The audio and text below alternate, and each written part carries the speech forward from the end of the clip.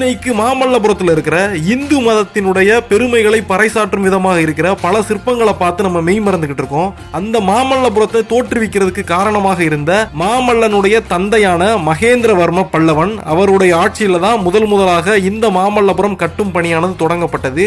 இவர் மிகப்பெரிய சிவபக்தராக இருந்திருக்கிறாரு. சைவ சமயத்திற்காக பல திருப்பணிகளை பண்ணியிருக்காரு. ஆனா அவருடைய ஆரம்ப காலகட்டங்கள்ல இதே மகேந்திர பல்லவ மன்னன் சமண சமயத்தை தழுவி இருந்தாரு. சமண சமயத்தை தழுவி இருந்தது மட்டுமல்லாமல் எப்படி தசாவதாரம் படத்துல ஒரு மன்னன் தன்னுடைய சமயத்தை தூக்கி பிடித்து நின்றானோ அதே மாதிரியாக சமண சமயத்தை தூக்கி பிடித்து நின்றிருந்தார். அவர் பின்பற்றி வருகின்ற இந்த சமண சமயத்திலிருந்து வெளியேறி சைவராக மாறிய ஒரு சிவத்தொண்டரை சமண குருமார்களின் வழிகாட்டுதலின்படி பல தொல்லைகளை கொடுத்து வந்தார். அந்த சிவத்தொண்டரை பிடித்து ஒரு வார காலம் சுண்ணாம்பு காலவாயில் போட்டு வைத்திருந்தார். ஆனால் அவர் உடல் வெந்து போகவில்லை. அடுத்து அந்த சிவத்தொண்டருக்கு விஷம் கொடுத்து பார்த்தார். அதிலும் தப்புகிறார் அந்த சிவனடியார். மூன்றாவதாக தன்னுடைய பட்டத்து யானையை ஏவி அவரை கொல்லச் சொல்கின்றார். யானையும் வலம் வந்து அந்த சிவத்தொண்டரை வணங்கிவிட்டு செல்கிறது. இத்தனையும் போதாதென்று கல்லை கட்டி கடலிலும் இறக்கி விடுகின்றார். அந்த கல்லானது கடலிலே மிதந்து ஒரு படகு போன்று சென்று அவரை கரை சேர்த்து விடுகிறது. இப்படி அந்த சிவனடியாருடைய வாழ்க்கையில பல அற்புதங்கள் நடந்திருக்கு.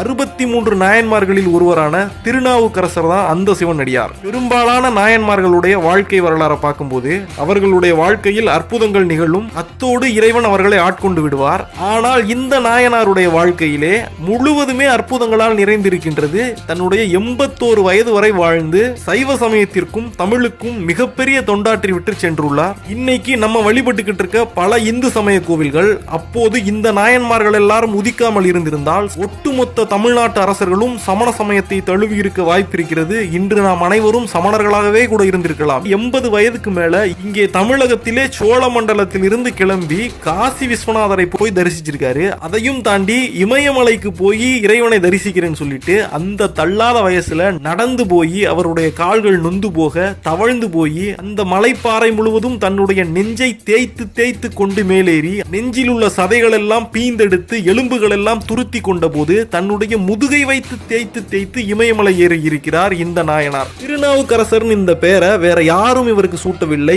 சிவபெருமானுடைய அசரீரி இவருக்கு சூட்டி விட்டு சென்றுள்ளது. அப்படி பார்த்தா என்ன மாதிரியான புலமை அவர்கிட்ட இருந்ததுனால சிவபெருமான் அப்படி ஒரு பெயரை இவருக்கு சூட்டினாருன்னு நம்ம விளங்கிக்கலாம். இவர் தன்னுடைய வாழ்நாள் முழுக்க ஒட்டுமொத்தமாக 49,000 தேவார பாடல்களை பாடியிருக்கிறாராம். இதுல பெரும்பாலான பாடல்கள் இன்னைக்கு நமக்கு கிடைக்காம போயிருச்சு. கிட்டத்தட்ட 3000 சில்லற பாடல்கள் மட்டும்தான் இன்னைக்கு நம்மோடு இருக்கிறது. இப்படி நாவன்மை பொருந்தியவராக இருந்த சிவபெருமானை போற்றி பாடுகின்ற திறமை பொருந்தியவராக இருந்த இவர் தானாக முன்வந்து அந்த கோவில்களில் இருக்கின்ற பழுதுகளை எல்லாம் பார்த்து வந்தார். அந்த கோவிலை சுற்றியுள்ள செடிகளை எல்லாம் செதுக்கி வந்தார். தன்னுடைய இறுதி காலம் வரை இந்த கோவில்களுக்கான தொண்டையும் அவர் செய்து கொண்டே வந்தார். இப்படி பல அற்புதங்களை தன்னுடைய வாழ்க்கையில கொண்டிருக்கிற இந்த நாயனாரை பத்தின வாழ்க்கை வரலாறு விரிவா பார்க்கலாம். இதே மாதிரியான ஆன்மீக தகவல்கள் உங்களுக்கு கிடைக்கிறதுக்காக இந்த சேனலை நீங்க சப்ஸ்கிரைப் பண்ணி வச்சுக்கோங்க. தமிழ்நாடு முழுவதும் பல்லவர்களுடைய ராஜ்யம் ஓங்கி இருந்த 7வது நூற்றாண்டிலே இன்றைய கடலூரில் உள்ள திருவாமூர் பகுதியிலே சிவபக்தி மிகுந்த ஒரு தம்பதியர் வாழ்ந்து வருகின்றார்கள். அவர்களுக்கு 2 பிள்ளைகள் பிறக்கிறார்கள். மூத்த பிள்ளை பெண் பிள்ளை,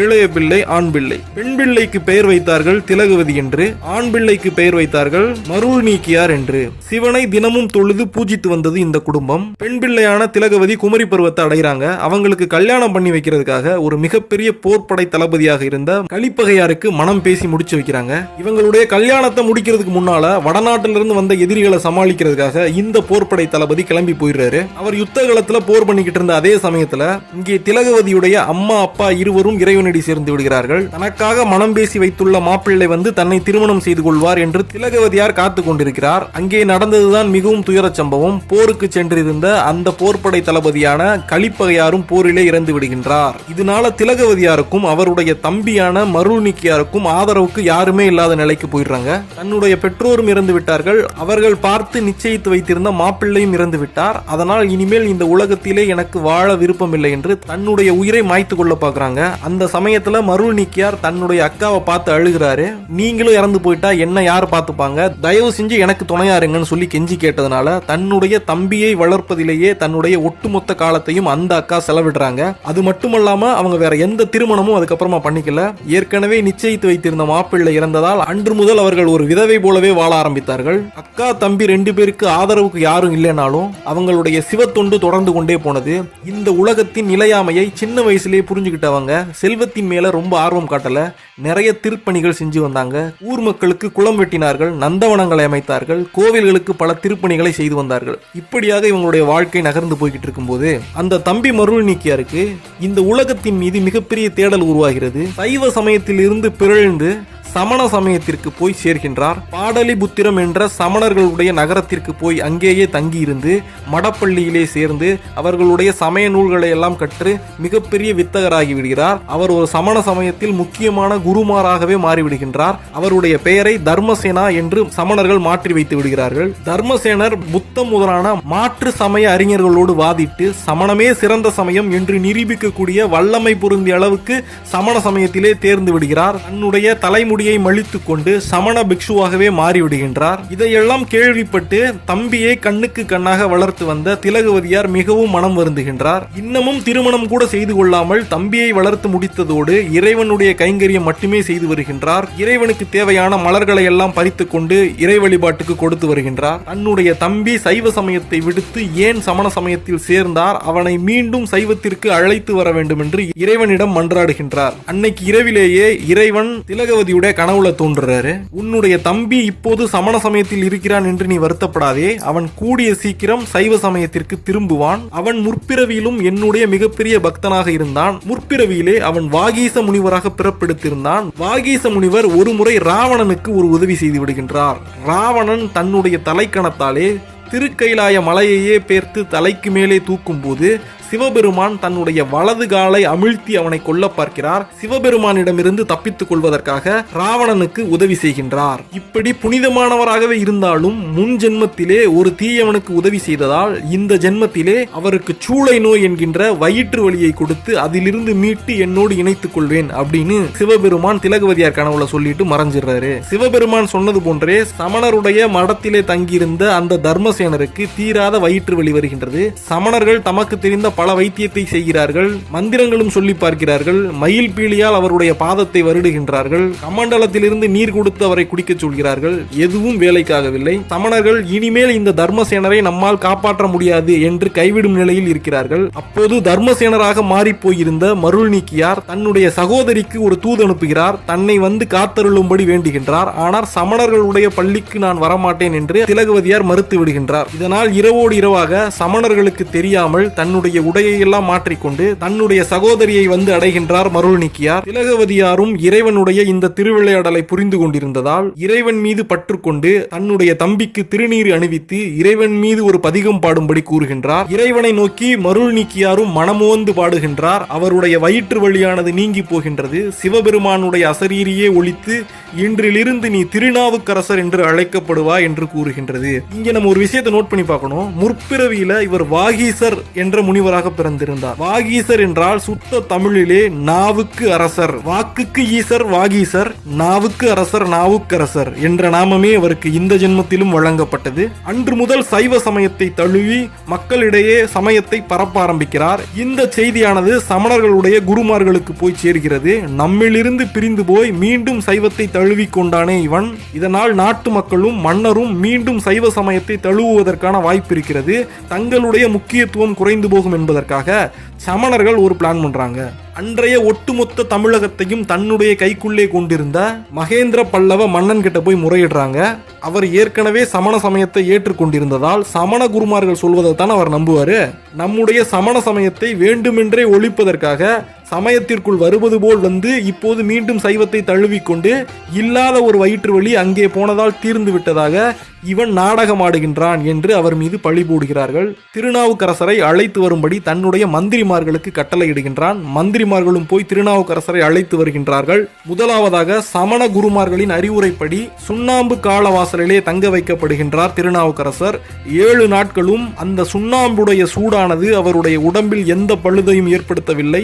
தாமரை மலர் மீது அமர்ந்திருந்ததை போன்று மிகவும் பொலிவாக திருநாவுக்கரசர் 7 நாள் கழித்து அந்த சுண்ணாம்பு காலவாயிலிருந்து வெளிவருகிறார்.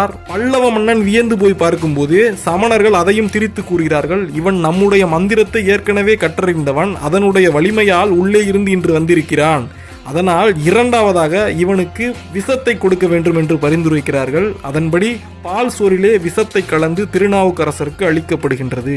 இறைவன் மீது நம்பிக்கை கொண்டு ஒரு தேவார பாடலையும் பாடிவிட்டு அந்த பால் சோற்றினை உண்கின்றார் திருநாவுக்கரசர். விஷமானது முறிந்து போய் விடுகின்றது. மீண்டும் பல்லவ மன்னனுக்கு ஆச்சரியம். இப்போதும் சமண குருமார்கள் விடுவதாக இல்லை. இவன் நம்மிடம் கற்று தேர்ந்திருந்த பல மந்திரங்களையும் உபயோகித்து இப்போதும் தப்பித்துக் கொண்டான். இந்த முறை நிச்சயமாக அவனை விடக்கூடாது. பட்டத்து யானையை வைத்து இவனை இடரச் செய்வோம் என்கிறார்கள். அதே போன்று பட்டத்து யானையும் இவரை நசுக்குவதற்காக ஏவப்படுகின்றது. ஆனால் இம்முறையும் அதிசயமே நிகழ்கிறது. பட்டத்து யானை திருநாவுக்கரசரை மிதிக்காமல் அவரை வலம் வந்து வணங்கிவிட்டு செல்கின்றது. சமண சமயத்தை காப்பாற்றுவதற்காக எத்தனையோ முயற்சிகள் பண்ணி பார்த்தும் இவரை அழிக்க முடியவில்லையே, ஒருவேளை மிகப்பெரிய தந்திரக்காரராக இருப்பாரோ என்றும் யோசிக்கின்றான். அப்போது இறுதியாக சமண தலைவர்கள் அனைவரும் ஒன்று சேர்ந்து இவனை கல்லை கட்டி கடலிலே இறக்க வேண்டும் என்று மன்னனுக்கு அறிவுரை கூறுகிறார்கள். அதே போன்று மிகப்பெரிய கல்லினால் கட்டப்பட்டு திருநாவுக்கரசர் கடலுக்குள் கொண்டு செல்லப்படுகிறார். கல்லோடு கடலிலே இறக்கிவிடப்படுகின்றார். இறைவனுடைய அருளால் அந்த கல்லானது மிதந்து போய் பாதுகாப்பான இடத்திலே அவரை இறக்கி விடுகின்றது. இத்தனையும் பார்த்து நடுநடுங்கி போன பல்லவ மன்னன் மகேந்திரவர்மன் சமண சமயத்திலிருந்து விலகி சைவ சமயத்தை தழுவி சமண விகாரங்கள் பலவற்றையும் சைவ திருத்தலங்களாக மாற்றி தன்னுடைய காலம் இருக்கும் வரை சைவத்திற்கு தொண்டாற்றி விட்டு சென்றான். நற்றுணை பூட்டியோர் கடலினுள் பாய்ச்சினும் நற்றுணையாவது நமச்சிவாயமே என்று இந்த உலகத்திற்கு நமச்சிவாயத்துடைய பெருமையை திருநாவுக்கரசர் எடுத்து கூறினார். அடுத்து பல ஈசனுடைய ஆலயங்களுக்கும் சென்று அங்கே இறைவனை பற்றி பாடுவதும் அங்கே உளவார பணி என்று சொல்லக்கூடிய கோவில்களுக்கு தேவையான தொண்டுகளை எல்லாம் செய்து வந்து கொண்டிருக்கின்றார். அவருடைய மனதுக்குள் ஒரு ஏக்கம் இருந்தது. இத்தனை காலமாக இந்த உடலை சமணத்திற்காக பயன்படுத்தி விட்டோமே, இந்த உடலை ஆசீர்வதித்து இறைவன் தன்னுடைய ரிஷபத்தின் குறியையும் சூலத்தினுடைய குறியையும் தன்னுடைய உடலிலே அழிக்க வேண்டும் என்று இறைவனை மனமுருகி வேண்டுகின்றார். இறைவனும் அவ்வாறே கொடுத்தருள்கின்றார். வரிசையாக பல திருத்தலங்களுக்கு செல்கின்றார். இறைவனுடைய திருவடி தீட்சை வேண்டும் என்று அவனை மனமுருகி வேண்டி பாடுகின்றார். இறைவனுடைய 2 பாதங்களும் அவருடைய தலைமேல் ஆசீர்வதித்து அவருக்கு தீட்சை கொடுத்து அனுப்புகின்றது. தன்னுடைய தல யாத்திரைகளை தொடர்ந்து கொண்டே போகின்றார். அந்த சமயத்திலே திருஞான சம்பந்தர் சீர்காழியிலே உமையாளுடைய ஞானப்பாலை அருந்தினார் என்ற செய்தியை கேட்டு அவரை சந்திப்பதற்கு ஆர்வம் கொண்டு செல்கின்றார். திருநாவுக்கரசருடைய வருகையை கேள்விப்பட்டு சிறுவனாக இருந்த திருஞான சம்பந்தரும் அவரை வரவேற்பதற்காக எத்தனிக்கிறார். திருநாவுக்கரசர் தன்னை மிகவும் தாழ்த்தி கொண்டு அடியேன் தங்களை காண வந்தேன் என்று சிறுவனான திருஞான சம்பந்தரிடம் கூறுகிறார். ஆனால் அவரோ இன்னும் ஒரு படி மேலே போய் திருநாவுக்கரசரை அப்பர் என்று அழைக்கிறார். தாங்கள் என்னை விட வயதில் பெரியவர், இறைவனுடைய முழு அனுகிரகமும் உங்கள் மேல் இருக்கிறது, நீங்கள் ஒரு அப்பா ஸ்தானத்தில் இருக்க வேண்டியவர் என்று அவரை அப்பரே என்று அழைக்கிறார். அன்று முதல் திருநாவுக்கரசர் அப்பர் என்ற நாமத்தாலும் வழங்கப்பட்டார். அதன் பிறகு திருஞான சம்பந்தரை பிரிந்து திருப்பழனம் என்கின்ற ஊரில் உள்ள கோவிலை திருநாவுக்கரசர் தரிசிக்கிறார். அந்த தரிசனத்தை முடித்துவிட்டு திங்களூர் என்கின்ற ஊர் வழியாக செல்லும் போது அங்கே எங்கே திரும்பி பார்த்தாலும் திருநாவுக்கரசர் என்கின்ற பெயர் பல பெயர் பலகைகளில் இருக்கிறது. ஒரு தண்ணீர் பந்தலுக்கு போனாலும் அது திருநாவுக்கரசர் தண்ணீர் பந்தல் என்று இருக்கிறது. ஒரு அன்னசத்திரத்திற்கு போனாலும் அது திருநாவுக்கரசர் அன்னசத்திரம் என்று இருக்கிறது. ஒரு நந்தவனத்திற்கு போனாலும் திருநாவுக்கரசர் நந்தவனம் என்றே இருக்கிறது. ஊரிலே சுற்றியுள்ள எந்த பொருளை பார்த்தாலும் திருநாவுக்கரசர் என்ற நாமமே ஓங்கி இருக்கிறது. இதனால் வியந்து போன திருநாவுக்கரசர் யார் இந்த தண்ணீர் பந்தலை உருவாக்கியது என்று பக்கத்தில் இருந்தவரிடம் கேட்கவே அப்பூதியடிகள் என்று சொல்லக்கூடிய அந்தனார் திருநாவுக்கரசர் மீது கொண்டிருந்த பற்றால் இப்படி அவர் செய்கின்ற ஒவ்வொரு திருப்பணியின் போதும் திருநாவுக்கரசருடைய பெயரையே வைக்கின்றார். அது மட்டுமல்ல, அவர் வீட்டில் உள்ள மாடுகள், ஆடுகள், கோழிகள், தன்னுடைய 2 மகன்களுக்குமே திருநாவுக்கரசருடைய பெயர்தான். மூத்த திருநாவுக்கரசர், இளைய திருநாவுக்கரசர் என்று. இதெல்லாம் போதாதென்று தன்னுடைய வீட்டில் உள்ள தராசு, படிகள் என அனைத்திற்குமே திருநாவுக்கரசருடைய பெயர்தான். அந்த அளவிலே திருநாவுக்கரசர் மீது அன்பு கொண்டிருந்தார். இதில் விசேஷம் என்னவென்றால், அப்பூதியடிகள் இதுவரை திருநாவுக்கரசரை பார்த்ததே இல்லை. அவருடைய இந்த அற்புதங்களை எல்லாம் கேள்விப்பட்டு ஆண்டவனுடைய அனுகிரகம் பற்றியவரை தன்னுடைய குருவாக தன்னுடைய மனதிலே நிலைநிறுத்தி கொண்டு அவருடைய பெயரையே எந்நேரமும் மறக்காமல் இருப்பதற்காக அனைத்து பொருள்களிலும் அவர் பெயரே கூறி அழைத்து வந்திருக்கின்றார். அவரை பார்ப்பதற்காக திருநாவுக்கரசர் அவருடைய வீட்டிற்கு போய் தங்களுடைய சிவத்தொண்டு மிகவும் பாராட்டத்தக்கது, ஆனால் தங்களுடைய பெயரை வைக்காமல் ஏன் வேறொருவருடைய பெயரை அனைத்து இடங்களிலும் வைக்கிறீர்கள் என்று கேட்கின்றார். அப்பூதியடிகளும் திருநாவுக்கரசரை பார்த்ததில்லை.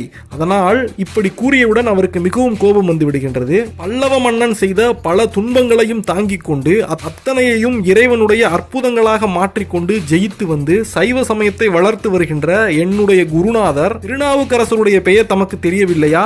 தாங்கள் பார்ப்பதற்கு ஒரு சிவத்தொண்டர் போல காட்சியளிக்கிறீர்களே, உங்களுக்கு எப்படி திருநாவுக்கரசரை தெரியாமல் போய்விட்டது என்று அவர் மீது கடிந்து கொள்கின்றார். தாங்கள் யார், எங்கிருந்து வருகிறீர்கள் என்று அப்பூதியடிகள் திருநாவுக்கரசர் மீதே கோபம் கொள்கிறார். அப்போது தன்னை மிகவும் அடியவனாக காட்டிக்கொண்டு இறைவனுடைய அருமை புரியாமல் வேறு சமயத்தை தழுவி இருந்து என்னுடைய பிணி நீக்கி இறைவன் ஆட்கொண்ட அடியேன் நான் என்று சொன்னவுடன் அப்பூதியடிகள் திருநாவுக்கரசருடைய காலிலே விழுந்து வணங்கி தன்னுடைய வீட்டிலே திருவமுது செய்யும்படி கேட்டுக்கொள்கின்றார். திருநாவுக்கரசருக்கு உணவு படைப்பதற்காக தன்னுடைய மூத்த மகன் மூத்த திருநாவுக்கரசரை வாழை இலை பறித்தவர் அனுப்புகின்றார். அந்த சமயத்திலே ஒரு நாகம் தீண்டிவிடவே மூத்த திருநாவுக்கரசர் வாழை இலையை தன்னுடைய தாயிடம் சமர்ப்பித்துவிட்டு அங்கேயே இறந்து விடுகிறார். திருநாவுக்கரசருக்கு இந்த விஷயம் தெரிந்துவிட்டால் தன்னுடைய வீட்டிலே உணவு உண்ண மாட்டார் என்பதற்காக தன்னுடைய மகனையே ஒரு பாயிலே சுற்றி வீட்டுக்கு பின்புறத்திலே மறைத்து வைத்து வந்து திருநாவுக்கரசருக்கு உணவு பரிமாற வருகிறார்கள். திருநாவுக்கரசர் அப்பூதியடிகளுடைய மூத்த மகனையும் இங்கே வர சொல்லும் போது அவனால் இப்போது இங்கே வர முடியாது என்று அப்பூதியடிகள் கூறுகிறார். ஏதோ தவறு நடந்திருப்பதை புரிந்து கொண்ட திருநாவுக்கரசர் வற்புறுத்தி கேட்கவே உண்மையை கூறுகின்றார் அப்பூதியடிகள். அந்த இறந்து போன குழந்தையை எடுத்துக்கொண்டு இறைவனுடைய ஆலயத்திற்கு முன்பே சென்று ஒரு மிகப்பெரிய பதிகத்தை பாடி அந்த குழந்தையை உயிர்ப்பித்து தன்னுடைய அற்புதத்தை காட்டுகின்றார் திருநாவுக்கரசர். அதற்கு பிறகு அங்கிருந்து கிளம்பி திருவாரூர் சென்று அங்கிருந்து திருஞான சம்பந்தரும் திருநாவுக்கரசரும் இணைந்து பல தலங்களுக்கு செல்கின்றார்கள். திருவேழிமலை என்று சொல்லக்கூடிய இடத்திலே மக்கள் பஞ்சத்தால் மிகவும் வாடிக்கொண்டிருக்கிறார்கள். அப்பரும் சுந்தரரும் இருவரும் சேர்ந்து அங்கே இருக்கின்ற சிவாலயத்திலே மனமுருக பாடி இறைவனிடமிருந்து பரிசு பெறுகிறார்கள். சிவபெருமான் இருவருக்கும் ஒரு படிக்காசினை கொடுக்கின்றான். அதில் அப்பருக்கு கொடுக்கப்பட்ட காசானது எந்த பிழையுமின்றி இருந்தது. அதனால் தன்னுடைய மடத்திலே அந்த ஊர் மக்களுக்கெல்லாம் அவர் உணவளித்து வருகின்றார். அதே நேரத்திலே திருஞான சம்பந்தருக்கு கொடுக்கப்பட்ட காசிலே ஒரு சிறிய பிழை இருந்ததால் அவரால் உடனடியாக மக்களுக்கு உணவளிக்க முடியாமல் போய்விடுகின்றது. திருஞான சம்பந்தரை காட்டிலும் அப்பர் பெருமான் இறைவனை பாடுவது தொழுவது மட்டுமல்லாமல் அவருடைய கோவில்களில் உழவார பணி செய்து கோவில்களை எல்லாம் சுத்தம் செய்வதால் அவருக்கு நல்ல காசு கொடுக்கப்பட்டது என்பதை திருஞான சம்பந்தரும் புரிந்து கொள்கிறார். மீண்டும் இறைவனை வேண்டி மக்களுக்கு உணவளிப்பதற்காக தனக்கும் அருள் புரிய வேண்டும் என்று வேண்டுகின்றார். அதன் பிறகு இருவரும் இணைந்து திருமறைக்காடு செல்கிறார்கள். அங்கே ஒரு மிகப்பெரிய சிவாலயத்துடைய முதன்மை நுழைவு வாயிலானது வேதங்களின் காரணமாக பூட்டியே இருக்கின்றது. அந்த ஊர் மக்களால் அதை திறக்க முடியாததால் கோவிலுடைய கோட்டை சுவரிலே பக்கவாட்டிலே ஒரு சுவர் அமைத்து அதன் வழியாகவே சென்று இறைவனை தரிசித்து வருகிறார்கள். அப்போது திருஞான சம்பந்தருடைய வேண்டுகோளுக்கிணங்க அப்பர் பெருமான் அந்த கோவில் முன்னாலே நின்று பாடல்களை பாடுகின்றார். அந்த பாடலின் இறுதியிலே அந்த கோவிலுடைய கதவானது திறந்து வழிவிடுகின்றது. அனைத்து பக்தர்களும் முதன்மை கோபுர நுழைவு வாயில் வழியாக சென்று இறைவனை தரிசிக்கின்றார்கள். அப்படி கோவில் திறக்கப்பட்டு அனைவரும் தரிசித்த பிறகு திருஞான சம்பந்தர் ஒரே ஒரு பாடல் பாடி அந்த கோவில் கதவை மூடி காட்டுகின்றார். இதனால் அப்பர் பெருமானுக்கு தான் 10 பாடல்கள் பாடிய பிறகே கதவு திறந்தது, ஒரே பாடலிலே திருஞான சம்பந்தரால் அந்த கோவிலை பூட்ட முடிந்ததே என்று யோசித்துக் கொண்டிருக்கின்றார். அன்று இரவு முழுவதும் இறைவனுடைய சிந்தனையாகவே இருக்கின்றார். அப்போது திருநாவுக்கரசரை இறைவன் தன்னை பின்தொடர்ந்து வருமாறு கூறி அழைத்து செல்கின்றார். திருவாய்மூர் என்ற ஊரை அடைகிறார்கள். இங்கே தன்னுடன் தங்கியிருந்த திருநாவுக்கரசரை காணவில்லையே என்று திருஞான சம்பந்தர் திருநாவுக்கரசரை தேடி திருவாய்மூர் வரை வந்து விடுகின்றார். அங்கே இறைவனை வேண்டி இருவரும் இறைவனுடைய காட்சியை பெறுகிறார்கள். இது இவ்வாறு இருக்கும்போது மதுரையை ஆண்டு கொண்டிருந்த பாண்டிமாதேவி அங்கே சைவ சமயத்தை தழைத்தோங்க செய்வதற்காக திருஞான சம்பந்தருக்கு அழைப்பு விடுக்கின்றார். திருநாவுக்கரசர் எவ்வளவோ எச்சரிக்கிறார். அங்கே சமணர்களுடைய ஆதிக்கமானது நிலவி வருகின்றது. சமணர்கள் மிகவும் பொல்லாதவர்கள். தாங்கள் மிகச்சிறிய பாலகர், அங்கே தாங்கள் போனால் பல இன்னல்களை சந்திக்க நேரிடும், ஆகவே போக வேண்டாம் என்று கூறுகிறார். ஆனாலும் திருஞான சம்பந்தர் திருநாவுக்கரசரிடம் விடைபெற்றுவிட்டு மதுரையை சென்று சேர்கின்றார். இப்போது திருநாவுக்கரசர் தனியாக பழையாறு என்கின்ற ஊரை போய் சேர்கிறார்கள். அங்கே ஒரு மிகப்பெரிய சிவனுடைய சன்னிதானத்தை மறைத்து சமணர்கள் தங்களுடைய மடாலயத்தை எழுப்பி இருந்தார்கள். ஊர் மக்கள் எல்லோரும் சிவ வழிபாடு செய்ய முடியாமல் தவித்து வருவதை கேள்வியுற்று அங்கே தன்னுடைய உண்ணாவிரத போராட்டத்தை தொடங்குகின்றார் திருநாவுக்கரசர். பல நாட்கள் இறைவனை வேண்டி இறைவன் இதற்கு ஒரு வழி செய்துவிட வேண்டும் என்று உண்ணாவிரதத்தை கடைபிடிக்கின்றார். அந்த ஊரை ஆட்சி செய்து வந்த மன்னருடைய கனவிலே சிவபெருமான் தோன்றி சமணர்களால் மறைக்கப்பட்டிருந்த தன்னை வெளிக்கொணருமாறு கூறுகிறார். மன்னனும் சமணர்களை எல்லாம் விரட்டி எடுத்துவிட்டு சிவலிங்கத்தை மீட்டெடுத்து அங்கே சமண பள்ளியை உடைத்தெறிந்து சிவாலயத்தை தோற்றுவித்து மக்கள் அங்கே வழிபடுவதற்கு உதவி செய்கின்றான். இறைவன் இறைவனுடைய பல தலங்களை தரிசிக்க வேண்டும் என்கின்ற தன்னுடைய ஆசையால் போக்குவரத்து வசதிகள் எதுவும் இல்லாத அந்த காலத்திலே திருநாவுக்கரசர் பயணப்பட்டு காசி வரை செல்கின்றார். அங்கே விஸ்வநாதரை வழிபட்டு விட்டு இன்னும் தன்னுடைய வேட்கை மிகுதியால் கைலாயத்திற்கு செல்வதற்காக இமயமலை மீது ஏற ஆரம்பிக்கிறார். அப்போது வயது அவருக்கு 81. நடந்து நடந்து தன்னுடைய கால் நொந்து போனதால் இனிமேல் நடக்க முடியாது என்பதை தெரிந்து கொண்டு தவழ்ந்து தவழ்ந்து செல்கின்றார். முட்டியெல்லாம் உடைந்து போகின்றது. இருந்தாலும் பரவாயில்லை என்று ஊர்ந்து ஊர்ந்து செல்கின்றார். தன்னுடைய நெஞ்சை கற்களின் மீதும் தரையின் மீதும் அமிழ்த்தி அமிழ்த்தி சென்று தன்னுடைய நெஞ்சு முழுவதும் ரத்தம் கொட்டுகின்றது. சதை பீந்து விடுகின்றது. எலும்புகள் எல்லாம் துருத்தி கொண்டு விடுகின்றது.